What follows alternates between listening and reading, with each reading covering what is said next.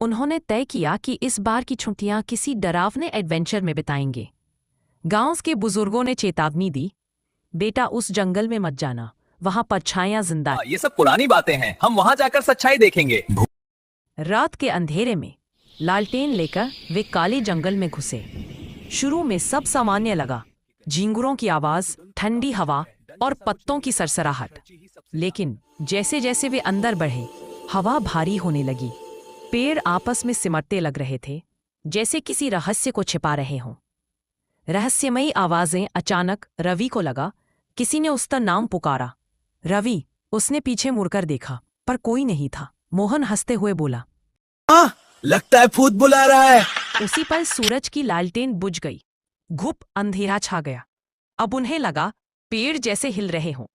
कहीं से बच्चों की हंसी की हल्की आवाज आई, पर वो हंसी डरावनी थी, जैसे किसी की पीड़ा में छिपी खुशी। रवि के पांव के नीचे कोई ठंडी चीज पड़ी। उसने झुककर देखा, वो एक पुराना खिलौना था, आधा सड़ा हुआ। सच का सामना जैसे ही उसने खिलौना उठाया, उसके आसपास धुंध घिरने लगी। उस धुंध से एक आकृति उभरी, लंबी, बिना चेहरा, सिर्फ 2 लाल आंखें। आवाज आई, तुम लोगों ने मेरी नींद क्यों तोड़ी? तीनों डर के मारे भागने लगे। जंगल का रास्ता जैसे बदल गया था। जहां से आए थे वो दिशा अब गायब थी। हर पेड़ पर वही निशान, हर रास्ता एक जैसा। मोहन चीख पड़ा।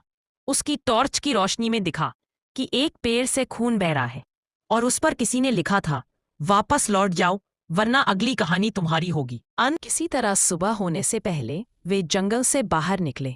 सूरज की पहली किरण पड़ते ही सब सामान्य लगने लगा। गांव लौटकर उन्होंने देखा, उनके कपड़ों पर मिट्टी नहीं बल्कि सूखे खून के निशान थे। आज भी जब कोई उस जंगल के पास जाता है तो हवा में किसी की फुसफुसाहट सुनाई देती है। रवि, मोहन, सूरज।